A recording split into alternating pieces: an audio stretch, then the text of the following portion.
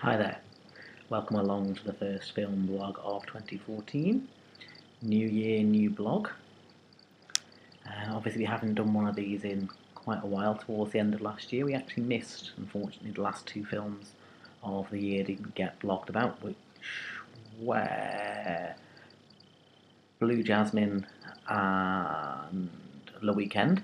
So, unfortunately, they weren't mentioned on the blog, but regardless, we did manage to get through in 2013 a total of 28 films, and this channel, I believe, now has over 1,600 people have tuned in over the past year to watch my random musings on the world of cinema, which is flattering and a little bit scary at the same time. So, what I thought we'd do for the first blog of 2014 was obviously to go through what were the best films of 2013, what were my top 10, and what's going to be inaugurated this year, well, for last year, into my shelf of great movies. So, we've been doing this now since 2009. In 2009, Best Film of the Year went to An Education. 2010, it went to The Brilliance of Gods and Men. 2011, it got shared between Snowtown and Tyrannosaur. And then last year, for the first time, it went to a documentary. It went to the fantastic Nostalgia for the Light. So, what's going to join them this year? Well, first things first, I think we have to say what were the lowlights of 2013, which in fairness there were very, very few. I think whether or not that's because I didn't bother catching part two of The Hobbit, because that really was, for me, the absolute worst film, bar none, of 2012. So, I think perhaps if I'd seen the sequel, that may have made it onto the worst films of 2013 list. But as it stands, there were really only two films this year that I've seen that I really, really, really had issue with. One was Hitchcock, which was just a really bad film. I mean, there was no getting around that. Whether it was because it was unfortunately coming so close to what we'd had at Christmas 2012, we had The Girl on TV, which was superb, and then suddenly you had this behind the scenes sort of making of Psycho kind of thing with a hopelessly miscast Anthony Hopkins as Alfred Hitchcock and even more bizarre casting of Helen Mirren as his wife Alma. That was just an absolute mess from beginning to end. There was no getting around that. It was just a really, really bad film.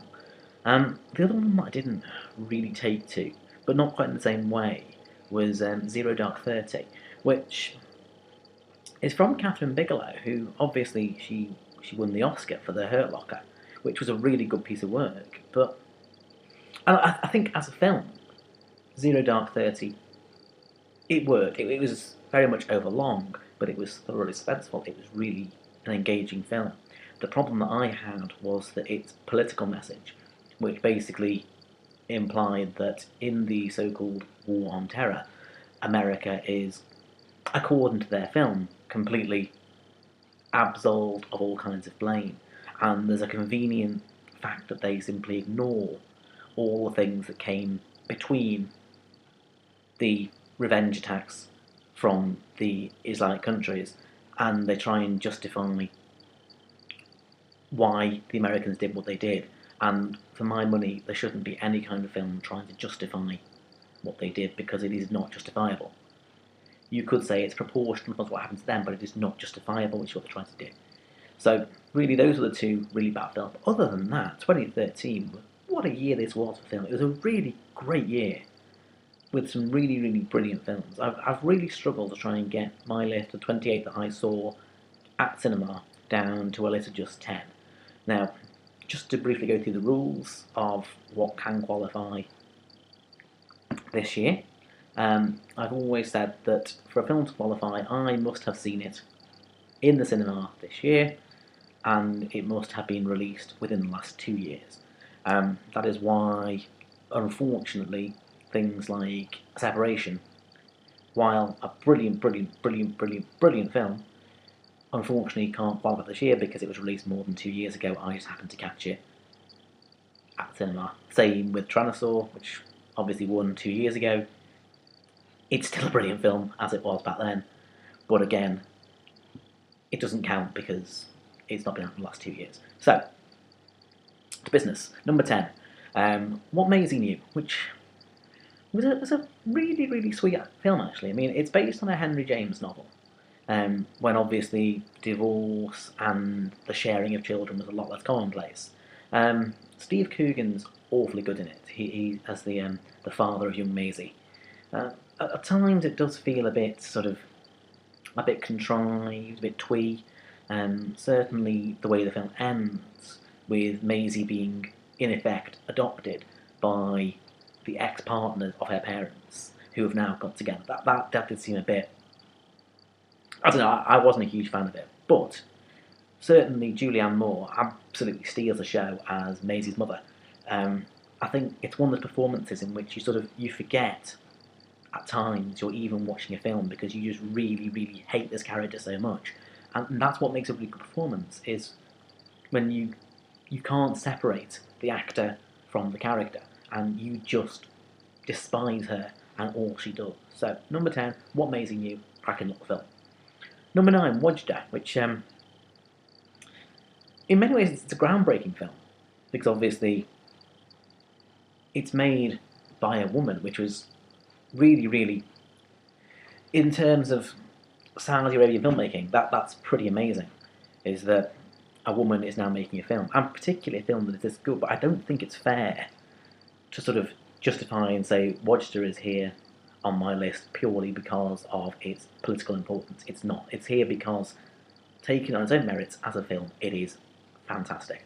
It's the tale of a young girl who desperately wants a bike, but it's so much more than that as well. It's the whole idea of growing up as a woman in a community in which traditionally women are seen as second-class citizens. It is absolutely a stonking piece of filmmaking, well worth seeing. So, number 8, Blue Jasmine. Now, this is obviously one that we didn't actually get to review on here, so I think what a lot of people have said, and they always say this, is that it's very much Woody Allen's return to form. I would not agree with that for 2 points. Number 1, Woody Allen does not need to return to form. Woody Allen's been making brilliant films for the last couple of decades and beyond. I mean, you bear in mind, since 2000, he's made the likes of Vicky Cristina Barcelona, he's made Match Point, he's made Midnight in Paris. At what point do you have to return to form exactly from these films? They're still really brilliant films. Even the ones people cite in which they haven't done so well, things like Whatever Works, which I absolutely loved Whatever Works. I'm one of the few ones that did, but I thought it was a brilliant film. So, certainly it's not a return to form for Woody Allen. Secondly, I'm not even sure it's one of my favourite recent Woody Allen films. I mean, it's better than his last offering, which obviously was To Rome with Love, which was a bit of a mixed bag. But Midnight in Paris, it's not as good as that, and it certainly isn't as good as things like Vicky Cristina Barcelona. What brings it really alive is obviously the performance of Cate Blanchett, who people are saying is now odds on to perhaps take the Oscar for it, and I can't see a reason why not, because she's brilliant in it. I mean, it's sort of like a vague modern retelling of A Streetcar Named Desire, but very different. I mean, you do feel, in a way, the brother-in-law character, obviously it would have been Stanley Kowalski in Streetcar, and his thing called Chili here. He's awfully good as this. He's not even brutish, even though Stanley obviously was a bit of a brute. It's more kind of like it's a different world, and it's the way that Cate Blanchett wonderfully interposes her fragility onto this world, and the fact that she refuses to accept this is what her life has become. So really, I am putting Blue Jasmine in at number 8, but in effect what I'm saying number 8 is just Cate Blanchett in, because she is brilliant in it. Number 7, which was No, which was a film with Gael Garcia Bernal about the referendum in Chile to oust Pinochet. And this is a really interesting piece of work, mean, for a start, it's pretty innovative in that it's not filmed on normal film. It's filmed in of the time film, and it's cut with genuine footage. So what you have is a mishmash of the actual filming and real footage, which is blended together so perfectly. You never really know what's real and what's not. It's fantastic, and it's a really interesting piece of film. Certainly, watching it as a Brit, because you're sort of watching the way that what they do is, in effect, they turn no into a positive, and you look now, certainly from where we are in Britain, at the attempted referendum for the Scots, and you can see an awful lot of similarities there in can we make no a positive, because there was an awful lot of wrangling there over whether or not the independence question should be yes or no, and what should be the affirmative decision there. And that's what it's all about. It's about, can you make the word no into some kind of positive, which No, as a film, did brilliantly. So, number 7, No. Number 6, Les Mis, which is probably really the only major film on my list this year. I'm not really one who goes in for the Hollywood blockbuster popcorn pop water. It just isn't me. But I did think Les Mis. First of all, I watched it on the first day it came out. Thought it was brilliant. Saw it twice more at cinema as well. Still think it's brilliant. Even Russell Crowe's appalling singing voice can't bring it down, because it is just... It's how you should have filmed Les Mis. It's the only way to film it, and it is a brilliant piece of work, and well worth going to see that one. Number 5, Blackfish, which obviously has garnered a lot of controversy of late.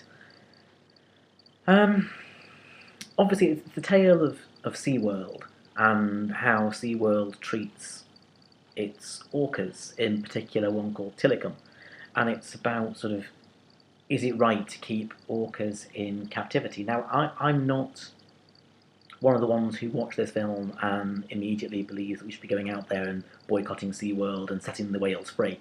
That's not me. What does amaze me is the way that SeaWorld holds people in such contempt, and certainly the way that it attempted to spin the death of Dawn Brancho at the end to try and say it wasn't the fault of the whale, it was the fault of the trainer.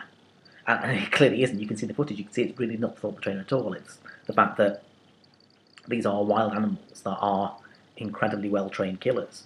So that one is a real film. It's properly worth a watch. Really, really harrowing documentary all about the horrors of how SeaWorld operates and the dangers of working with what are essentially wild animals that we try and pretend we've managed to tame, and yet the fact is that realistically we can't tame wild animals like that. Number 4, A Hijacking, which is quite a weird one, because you look recently at the Oscar that's coming out, and doing quite well there is Captain Phillips. Now, a few months before Captain Phillips came out, you had A Hijacking, which was sort of a Danish film that told very much the same story. And it starred Pilo Asbæk, who you'll know from Borgen. And he's sort of the ship's cook who speaks English, and the ship is boarded by Somali pirates, and it's all about the tense negotiations to try and basically free the ship. Now, what Captain Phillips does is a very, very similar story, but it doesn't have the same levels of claustrophobia that you see within A Hijacking. Now, Hijacking, it just felt rawer, it felt dirtier. Even in the cinema that I was watching, it was quite a big screening, and it was pretty much empty when I was in there. And yet the whole place just still felt so cloying and so close that when you left the cinema, you still actually almost physically wanted to have a shower. You felt like you'd just been in such terrifying, cramped conditions for the past 2 hours, and you hadn't. You'd been sitting in a perfectly nice cinema with a bottle of wine, but the fact is that's the power of that film that was so good, and it was well worth a watch, and certainly for me, a million times better than Captain Phillips.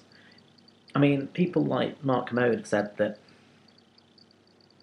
the two films are different, and that you can have placed both of them in your life. And maybe you do, but I certainly would say that A Hijacking of the two is the better film for what it does. So, up to the top three now. So far we've had number 10, What Maisie Knew. Number 9, Wojda. Number 8, Blue Jasmine. Number 7 was No. Number 6, Les Mis. Number 5, Blackfish. And number 4, A Hijacking. Number 3 is one of the ones that I've had to sneak in here, in a way, because it's Amour, that was released originally in 2012, and I managed to catch it at a catch-up screening in January 2013. I've always said that I will allow films that have been released in the past 2 years, because otherwise you get into all kinds of problems with ones that are released in December, but you don't catch it till January, so you can't class them. Either way, what I'm saying is that I'm allowing them all in because it was just that good. It's Michael Haneke's second Palme d'Or. His first one came for The White Ribbon. This one, it's a really beautiful story of love in old age and trying to combat the slow deterioration of the body. It's basically, the entire film is set within one apartment with this couple, and the wife unfortunately has Alzheimer's disease, and across the film you just watch her body slowly disintegrating, and her husband trying as best he can to try and keep it together, to try and find the woman that he fell in love with. And it's a really stunningly beautiful film. For an awful long time, I thought it was going to be Film of the Year, which would have been amazing, because it's a properly well worth seeing film. I mean, sometimes the Palme d'Or can be a bit of a bit iffy, but in this case, justified a million times over. So, number 3, Amour, brilliant film. Number 2, this is one that actually I didn't really think that much about before going in to see. It was purely one that was sort of like, what's on pictures this week? Let's go and watch something. And it's Law, which I sort of went into thinking that realistically, what more can you possibly tell me about the Nazis? There's no more stories to tell. You know, we've heard it all. And yet this does. This tells you a brand new story about what happens. It's the last days of the Reich. The Germans are losing, the Allies are progressing across Germany, and a set of young siblings are forced to flee their home because their father, it's implied, was part of the SS and involved in concentration camps, and the Allies are now coming for him, and so his children, under the care of eldest daughter Laura, are sent away to go and try and find their grandmother. And it's sort of like the story of what happens as they travel across the country. They're eventually befriended by a young Jewish boy. And that's what makes the film so brilliant, is the fact that it transposes all the old prejudices that have been instilled into Laura over the years about what Jews are and how she should not be cavorting with Jews. And yet this boy, who is Jewish, and all he does, despite how horrible she is to him, is he helps them. Because this is also about young love developing between the two of them, and it's the fact that Laura can't handle it. She cannot possibly comprehend the idea of her falling in love with a Jew, because it goes against everything she's ever been taught. And as the film progresses, you see her become more and more aware of the fact that what her parents always told her and what she's always believed are not necessarily the truth. So that's really, really properly good film. Well worth a watch. So, here we come then to number 1.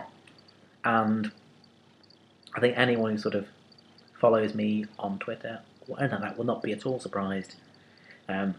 It's also a film that's been getting number 1 everywhere it goes. It was Sight and Sound's number 1 film of the year. It was The Guardian number 1 film of the year. It was Mark Kermode and Simon Mayer's number 2 film of the year, I believe. It's everywhere you go, everyone is talking about what a great film this is, and it's yet another documentary, but it's so much more than that. It is, of course, the brilliant The Act of Killing.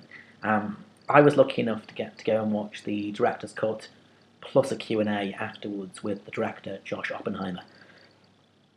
For those that haven't seen it, and there's really no excuse for not seeing it, because it's brilliant, everyone should see it, It's essentially a documentary in which the director, Josh Oppenheimer, goes to Indonesia and interviews members of the infamous death squads who were involved in a mass genocide in Indonesia in the 70s. And what he basically asks them to do is he asks them to recreate what they used to do as death squads. But essentially, he just says, I will film you as you do this. You recreate them as you see fit. And what follows is over 2 hours of truly grotesque behaviour. You will never see human beings talking about death and murder and brutality and genocide in such open and joking terms.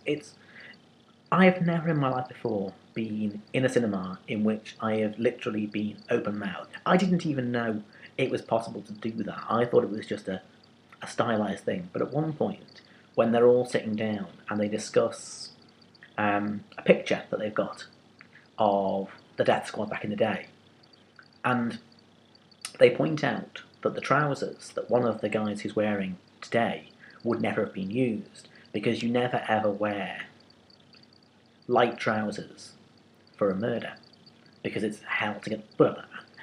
And I was just literally staring open mouthed at people who discuss in such impersonal terms death and murder and what they've done. It's horrendous, and yet it's such a compelling, watchable, brilliant film. It was a part of history that I had no idea about, and yet what a film it is. It really will leave you just totally, by the end of it, destroyed, distraught, but so worth a watch. So, #1 film, 2013, absolutely no doubt about it, The Act of Killing by Joshua Oppenheimer.